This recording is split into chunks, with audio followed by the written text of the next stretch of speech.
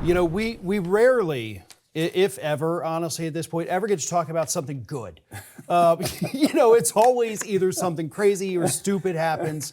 There was actually good, real legislation, bipartisan legislation written in the Senate by the probably two most unlikely duo here, Bernie Sanders and Josh Hawley. Different worlds, man. Really, but they have written legislation to cap credit card interest rates at 10%, which, by the way, is actually a campaign promise that Trump had made. Yes, he did. So if we can get it through, we can get it signed. I'm very optimistic about this, very optimistic. And what I love about it is when you, again, I think of everything in terms of how do you get to somebody in 15, 20 seconds with why this might be important?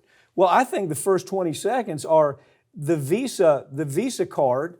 They made $67 billion charging 25% interest. And oh, by the way, the CEO made a $140 million bonus for charging you that much money. In 1 year. In 1 year. 1 year.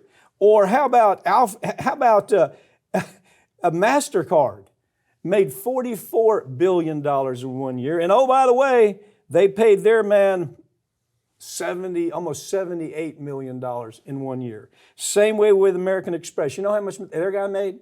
$152 million in 1 year because they were able to charge such outrageous interest rates, and the company made almost $40 billion doing it.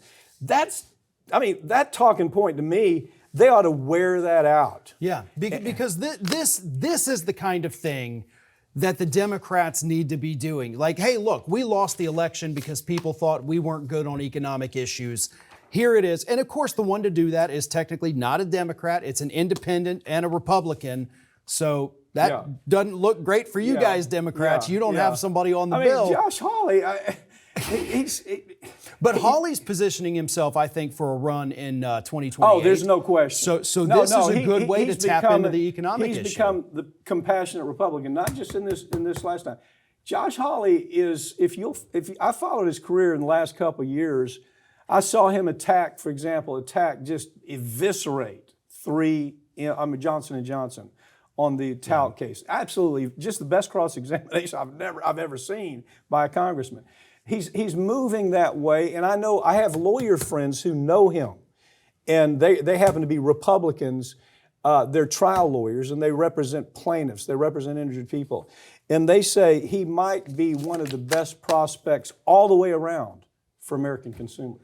So pretty weird. So yeah, this is a good thing that obviously, as you said, every politician that signs on to this, or even before it, they need to be out there pushing it to the people. Yeah. These are the times when, hey, get on a plane, go back to your district, go back to your state, go back to wherever it is. These numbers. Sell it to them. Sell it to the voters to the point where they will call up anybody wavering on the bill and overload their phones and emails with demands that they pass this legislation, because this would reduce the amount of time. If you're only making a minimum payment on your credit card, it reduces the time by a couple decades to get it paid off. Some of them you can't. Some of this interest rates you cannot pay it off in a lifetime. In a lifetime. You could not do it. Yeah. And Bernie Sanders points that out. This is great legislation.